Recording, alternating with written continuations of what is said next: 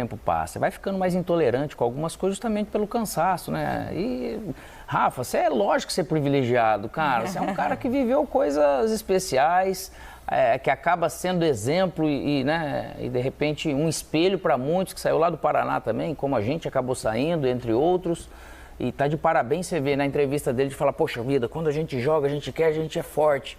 Cara, quem que falava isso antes do Dorival chegar? Nada contra o trabalho do Rogério. Eu acho que tem coisas que às vezes caminha e se encaixa mais com um do que com o outro. Mas tudo que você falou, Camila, eu acho que é muito legal sobre a questão da importância que eles vão dar agora para o campeonato. Sim. Eles têm uma camisa que é pesada, né?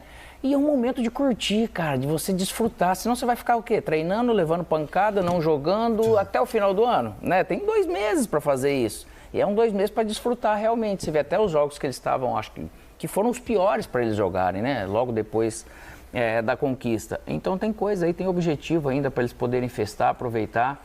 Ele falou assim, o ano que vem eu vou parar. Será que é dezembro?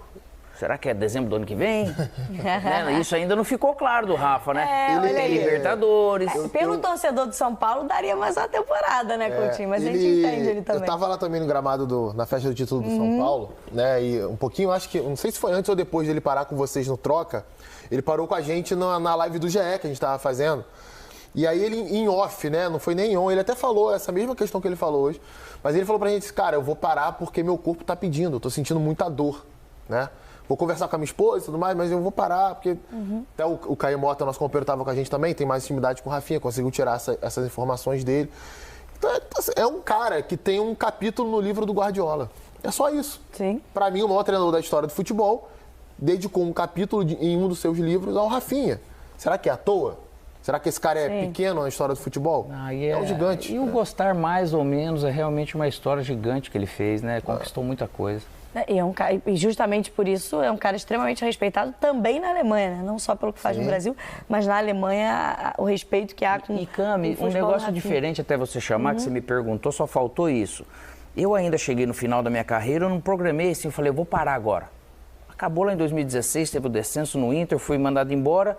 E depois o mercado ficou meio assim, então para mim foi mais difícil. Para eles que conseguem escolher, puta, eu vou parar agora. No auge, aqui campeão. Você mais de supetão, né? Aquele negócio, você para por cima, tá tranquilo. Eu falei, graças a Deus eu não parei manco igual o Diniz, igual outros aí, né? Então nós estamos inteiros. Rafa, para enquanto tá inteiro também, tá bom. Tá, vamos entender, embora eu acho que o torcedor do São Paulo gostaria de vê-lo um pouco mais. Agora olhando pro outro lado do clássico, aliás, que quando tem clássico, tem provocação. Teve gracinha do São Paulo na rede social com a vitória sobre o Corinthians. Teve gracinha falando dos hermanos, que foram muito bem hoje, provocando o novo técnico do Corinthians. E teve gracinha com a declaração do Renato Augusto, falando de choro. Vamos ouvir então primeiro o que disse Renato Augusto ao final da partida e a vitória do São Paulo no Morumbi. Primeiro foi falta no segundo gol do São Paulo. Chegou a sair a chuteira do Felipe. E agora, o segundo tempo foi um jogo mais picotado, o jogo foi parado. E a gente chamou o Flávio várias vezes para falar que o tempo estava demorando muito para sair uma jogada. Eu entendo que o time adversário tem que segurar um pouco mais o jogo. Mas o jogo ficou picotado, ele só deu 5 minutos, com tudo que ficou parado, com todas as substituições. Nenhum jogo mais do Campeonato Brasileiro se dá 5 minutos, porque o jogo estava muito parado. E ele pede paciência. Mas fazer o quê? A gente não tem muito do que reclamar, é trabalhar para o jogo de terça. A falar sobre o jogo, a gente começou o jogo bem, controlando um pouco, fez 1-0, depois recuou um pouco demais. O São Paulo acabou dando um pouco mais de volume no jogo. Então, no segundo tempo a gente voltou melhor, equilibrou de novo a partida. E ficou um jogo igual, mas como eu falei, o jogo foi muito picotado, bola parando bastante. Não conseguimos chegar até o gol. E pela semana que tivemos um treino somente. E agora tentar descansar o pouco tempo que a gente tem para o Mano poder dar uma cara à equipe, da forma que ele gosta de jogar, bastante conversa, bastante vídeo e preparar para a decisão.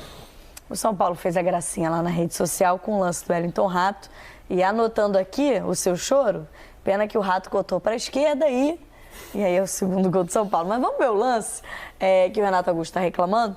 É o lance do segundo gol e que, segundo o Renato. Houve falta nesse momento aí, no início da jogada.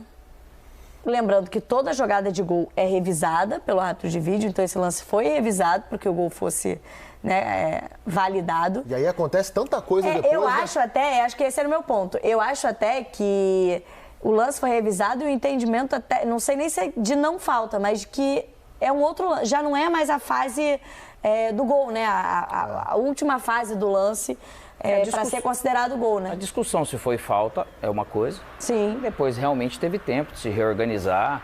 Poderia ter sido falta e ter, de repente, trabalhado a bola e também ter feito gol. Parece até que pode ter sido falta, mas o gol, de repente... É normal também de você sair de campo, às vezes você tem as explicações para dar diante daquilo que você viu naquele momento. Sinceramente, acho que nem falta foi.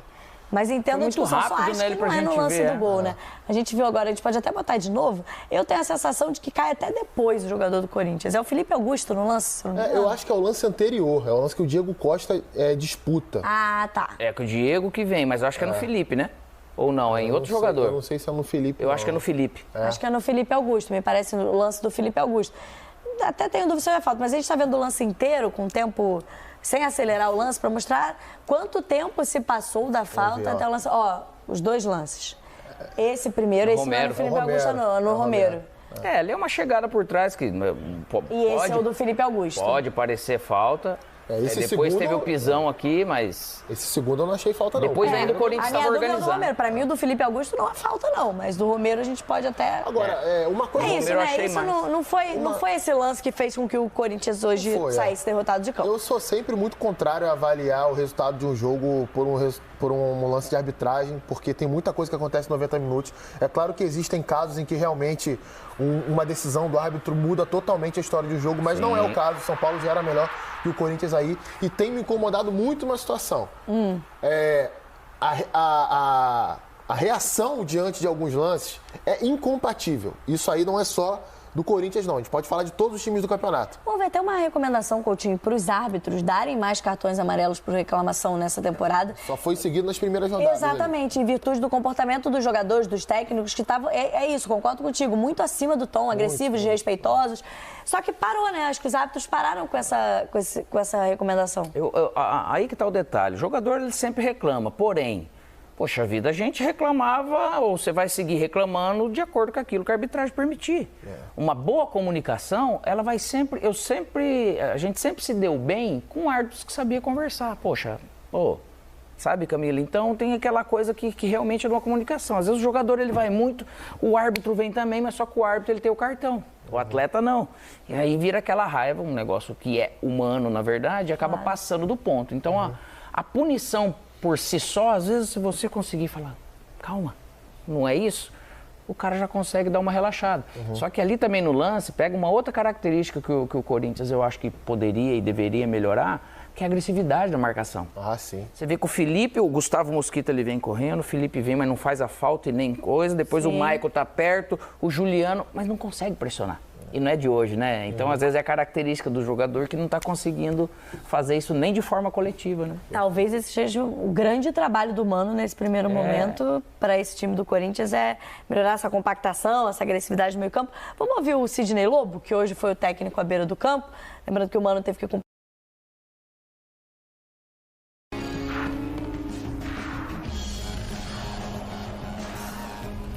Novo clube. O destino de Bruno Henrique no futebol é atualmente uma incógnita, mas os números envolvidos em sua negociação são claros. Com seu contrato com o Flamengo chegando ao fim em dezembro, o atacante tem a opção de assinar um pré-contrato com outra equipe e sair sem custos em janeiro. No entanto, a contratação do jogador número 27 não será uma tarefa fácil do ponto de vista financeiro. Aos 32 anos, o jogador tem algumas exigências antes de assinar com um novo clube. Apenas os times com situação financeira sólida no cenário do futebol brasileiro podem arcar com seus pedidos. Os interessados que entraram em contato com os representantes de Bruno Henrique estão cientes das cifras envolvidas. Inicialmente, o atacante busca um contrato de 2 anos com um salário de 1,5 milhão de reais, além de luvas de 8 milhões de reais divididas ao longo do contrato. No total, o acordo custaria 44 milhões de reais. Palmeiras, Atlético Mineiro e São Paulo interessados. Apesar desses números robustos, Palmeiras e Atlético Mineiro continuam interessados em contar com o jogador na próxima temporada, caso não haja uma renovação de contrato com o Flamengo. O Verdão tem vantagem em uma possível negociação. Outro clube que está de olho na situação de Bruno Henrique é o São Paulo. Dorival Júnior, que trabalhou com o atacante em 2022, é um dos principais apoiadores da sua contratação. No entanto, os valores solicitados pelo jogador estão causando alguma hesitação no tricolor paulista. Apesar do interesse de outros times, o Flamengo mantém a confiança de que pode chegar a um acordo com o jogador. Porém, a prolongada negociação esteja começando a incomodar Bruno Henrique e seus empresários. Apesar dos atritos na negociação, a prioridade de Bruno Henrique é renovar seu contrato. No momento, parece que a renovação com o Flamengo está mais distante do que próxima. Apesar do afeto pelo clube e pela torcida, o atacante sente que não está sendo devidamente valorizado pela diretoria.